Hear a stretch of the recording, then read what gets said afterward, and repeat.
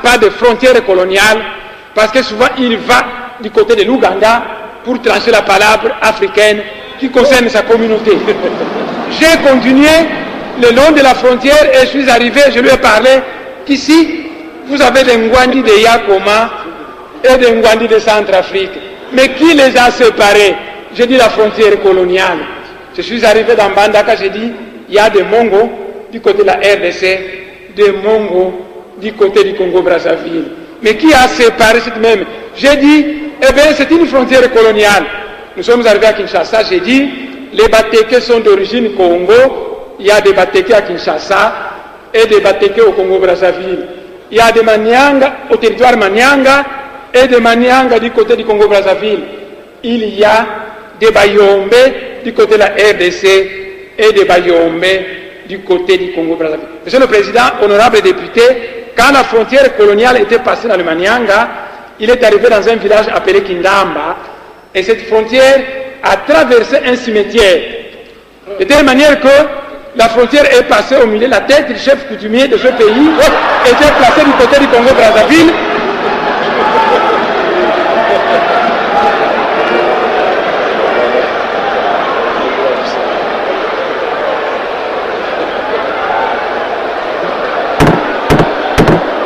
Allez-y. Monsieur le Président,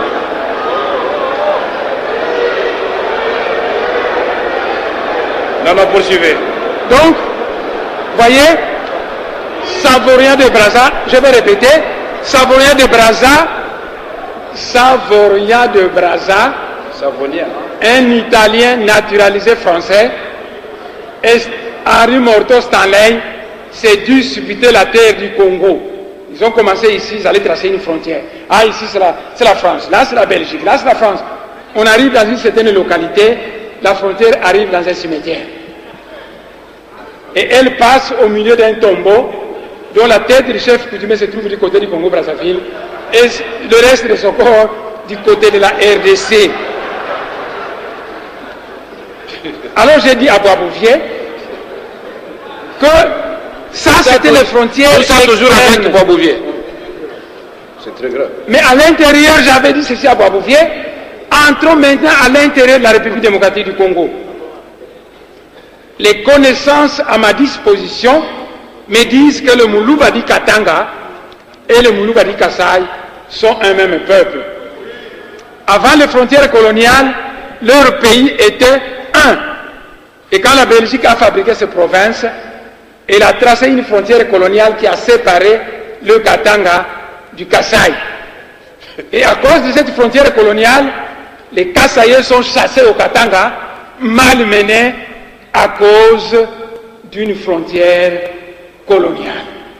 Alors j'ai dit ceci à Boisbouvier, nous qui sommes aux frontières, mais quand nous voulons aller poser des gerbes et des fleurs à nos ancêtres, tantôt les pieds d'un côté, les jambes de l'autre côté, nos frères Balouba, quand ils vont dans leur Katanga natal, puisque c'est le pays de leurs ancêtres, les Kasaïens, on les chasse.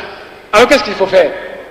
Mais à l'image de l'espace Schengen, mettons dehors toutes ces frontières. Créons un espace Schengen à l'étendue de l'Afrique centrale où il y aurait libre circulation de biens et de personnes, où il y aurait un passeport unique. Autrefois, quand j'étais chef du laboratoire de bactériologie à l'Institut de médecine tropicale, j'avais un ami nandé qui s'appelle Kangeneti. Comment? Et autrefois, Kangeneti est venu me voir dans mon bureau, et ensemble avec lui, parce qu'il partageait mes idées, on disait... Mais honorable demande assez. C'est important, monsieur le Pourquoi vous vous adressez à moi? Adressez-vous à la plénière. Il faut convaincre la plénière, mon frère. Donc, on dirait que vous me cherchez des problèmes. Attendez. Puisque depuis que l'honorable me regarde, je commence à avoir sommeil. Il faut regarder les députés aussi. Okay. J'ai compris, monsieur le Président. Comme ça, ils vont dormir un peu. J'ai compris, monsieur le Président. Oui, je commence à avoir sommeil. Et j'ai dit, causant dans mon bureau, j'ai dit à mon ami Kangeneti, c'est un Ande du Nord Kivu, j'ai dit, mon cher, si on arrive à matérialiser notre projet, nous construisons un chemin de fer qui va de Libreville jusqu'à Dar es Salaam, sans frontières. Alors on circule. Chemin de fer d'où jusqu'où? Qui allait de Libreville jusqu'à Dar es Salaam. Parce que ça devient un espace Schengen au niveau de l'Afrique centrale. Donc, Monsieur le Président, si Boisbouvier n'a pas fait de montage, ce que j'avais fait à cette conférence devait pouvoir intéresser tout le monde. Monsieur le Président, il y a un article que j'oublie, je crois l'article 120 quelque chose, on n'aura qu'à chercher, qui dit que la République démocratique du Congo, dans le cadre de l'Union africaine, est capable de céder une partie d'eux. Donc d'un côté, on vante l'espace Schengen, quand on dit met tout ça en application en Afrique centrale, on trouve qu'il y a un problème, ce n'est pas du tout sérieux. Monsieur le Président de l'Assemblée nationale, honorables députés, mesdames, messieurs, allez au Kasaï, au Bandundu, à l'Équateur, à l'Oriental, en Ituri, au Congo central, au Kivu, au Katanga, au Maniema, et vous allez le constater que la population est soumise à des tracasseries policières de toutes sortes, dues au mauvais salaire des policiers et des militaires qui sont abandonnés à leur triste sort. L'État a des droits et des devoirs, et un État qui ne remplit pas ses devoirs vis-à-vis de sa population perd ses droits devant celle-ci, ayant perdu la confiance du peuple.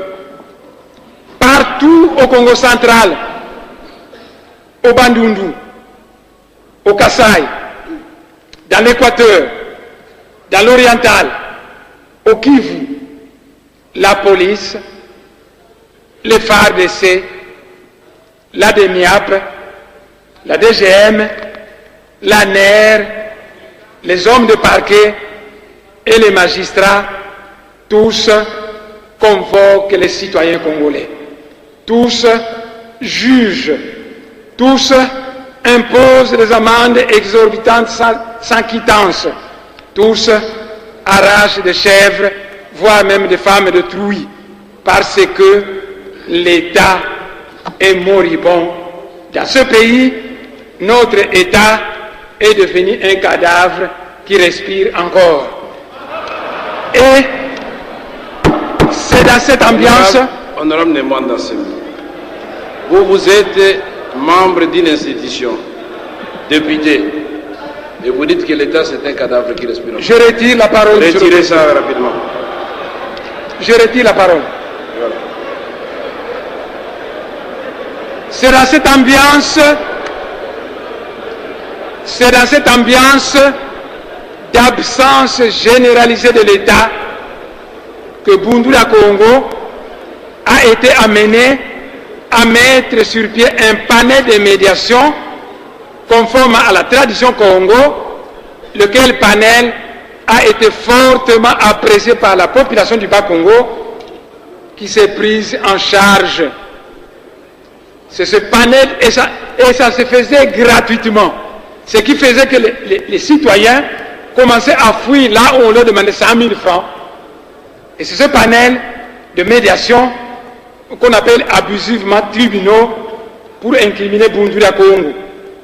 Mais pourquoi le régime en place ne massacre pas les agents de la police, des FARDC, de la NER, de la DENIAP, de la DGM, qui convoquent, qui jugent, qui imposent des amendes sans quittance, qui arrachent des chèvres et des femmes de trouille? En quoi Bundula Congo a commis plus de fautes que ces agents de l'État abandonnés à leur triste sort? En février 2007, alors qu'il a été prévu une journée morte de protestation contre la corruption, le régime en place a fabriqué de toutes pièces un montage selon lequel Bundula Congo est de connivence avec Jean-Pierre Bemba, le FLEC et les ninjas du pasteur Ntoumi pour une sécession du Congo central. Comment Jean-Pierre Bemba, qui est un fervent défenseur de l'unité nationale, peut-il aller soutenir une prétendue sécession du Congo central? Comment Jean-Pierre Bemba, qui est un fervent défenseur de l'unité nationale, peut-il aller soutenir une sécession du Congo central. Aujourd'hui, dans le journal Interprète numéro 783, le président Sassou Nguesso a dit qu'il est archi faux de prétendre que les ninjas de Pasteur Ntoumi sont avec Bundu Congo. Lisez le journal. Quel journal? C'est l'Interprète numéro 783. Monsieur le Président, je vais vous l'amener, puisque je l'ai. Demain, je vous l'amènerai. Donc, la prétendue collaboration de Bundu Congo avec le FLEC et les ninjas n'est qu'un montage fabriqué de toutes pièces par le régime en place à Kinshasa afin de s'attirer la sympathie de l'Angola et du Congo-Brazzaville au massacre de Bakongo du Congo-Brazzaville. Je vais m'arrêter un tout petit peu pour expliciter. Vous savez qu'il y a des Bakongo en Angola, il y a des Bakongo au Congo-Brazzaville, et le président Dos Santos a des amis Bakongo qui sont capables de dire nos frères en RDC sont massacrés, monsieur le président, il faut intervenir. Le président s'assoit à Brazzaville, a aussi des amis Bakongo qui peuvent l'influencer en disant mais président, nos frères de l'autre côté sont massacrés. Et l'intervention du président Sassou avec le président Dos Santos risque alors, pour les emballer, on tente de les manipuler en disant que le FLEC, c'est là qui demande l'indépendance du Kapinda, et avec Bundu Congo, ça va susciter la colère du président Dos Santos, et on dit les ninjas, et Monsieur le Président, honorable député, toute la presse ici présente a toujours appelé Bundu Congo le mouvement politico-religieux. Le FLEC, c'est un mouvement armé qui autrefois était soutenu par la France. Ce n'est un secret pour personne pour les raisons de pétrole. Nzita, le patron du FLEC, c'est souvent à Paris qu'il restait, bien choyé là-bas. Ils ont des armes. Les ninjas de Pasteur Ntoumi, mais c'est un mouvement armé. Nous, on n'a pas des armes. Quand nous arrivons à arracher les armes, on téléphone les autorités, on remet ces armes. En quoi la collaboration entre Bundu Congo et ces deux mouvements armés consiste-t-il?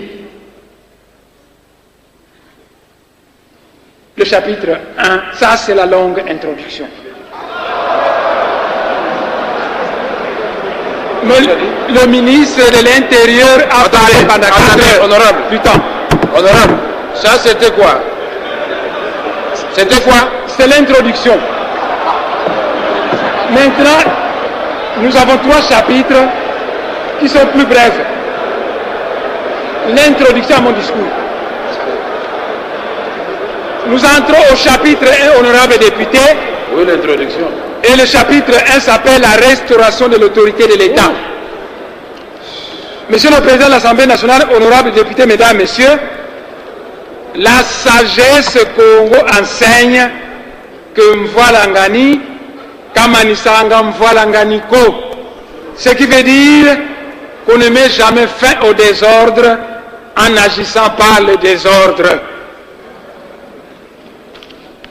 Mvoilangani, Kamanisanga Mvoilanganiko, ainsi nous devons nous poser la question de savoir si le régime en place qui a prétendu aller restaurer l'autorité de l'État l'a fait conformément à la loi du pays ou bien elle l'a fait anarchiquement.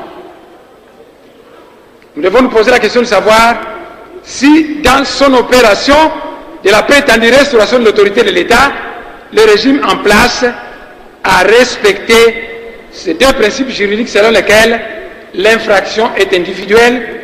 Ensuite, le principe de la présomption d'innocence.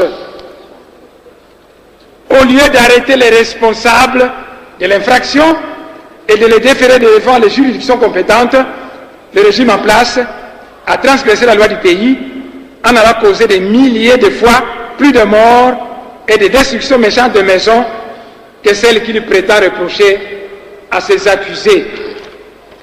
Le régime en place a prétendu qu'elle est allée au Congo central pour aller restaurer l'autorité de l'État qui serait bafouée par Bundu Congo.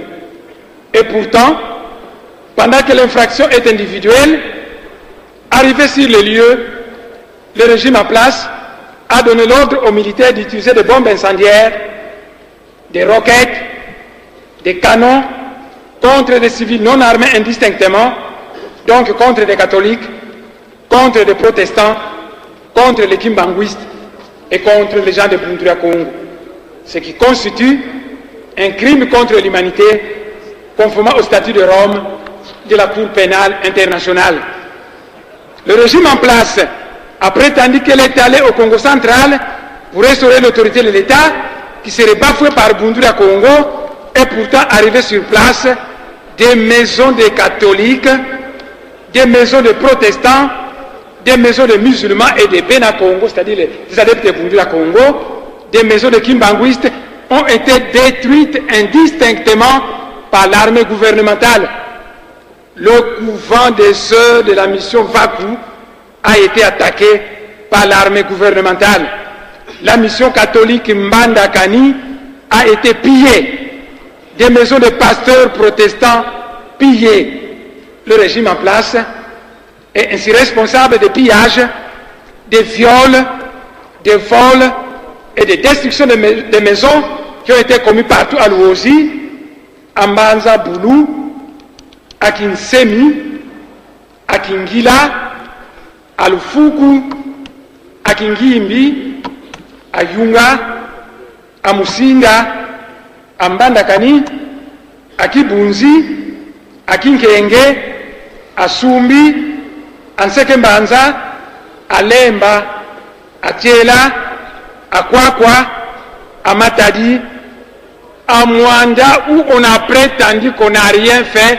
La parcelle de Moutambenza a été bombardée, ou là où se trouvaient les Ikwa de Bundura Congo, à Boma, à Lufu, à Kisonga, à Songololo, à Mativa, à Kisantu, etc., qui sont des villages, des centres et des villes indistinctement habitées par des catholiques, des protestants et des Bena Congo. Des enlèvements, des arrestations suivies de tortures atroces et d'exécutions sommaires se poursuivent partout à travers tout le Congo central. Au village Bukaka, secteur Kinkenge, territoire de Luozi, il n'y a pas un Sikwa de Bundura Congo. Mais les protestants et les catholiques de ce village, ayant appris les crimes commis par l'armée à Luozi, eh bien, ils sont allés se réfugier dans l'église protestante. C'est le village Bukaka, secteur Kinkenge, territoire de Luozi. Ils se réfugient dans l'église protestante et quand l'armée qui est allée restaurer l'autorité de l'État est arrivée, il a bombardé l'église et tout le monde est mort. C'est le village Bukaka, secteur Kinkenge, dans le Manianga. J'espère que vous avez dans presque tous les villages du Congo central, des maisons des adeptes de Bundura Congo sont en train d'être détruites systématiquement par l'armée. Voilà ce que le régime en place appelle restaurer l'autorité de l'État. Des roquettes ont été tirées sur des lieux de culte, constituant ainsi un crime contre l'humanité conformément au statut de Rome de la Cour pénale internationale. Et les correspondances, l'Assemblée nationale a l'obligation d'aller vérifier, mais j'ai reçu des lettres manuscrites où on me parle de 103 morts en Mbandakani, la fameuse mission catholique, de 37 morts à Lufuku, de 18 morts au village Kinanga. Tous ces morts ont été jetés dans la rivière Luala, sans compter les 80 morts de Luozi qui ont été jetés dans le fleuve.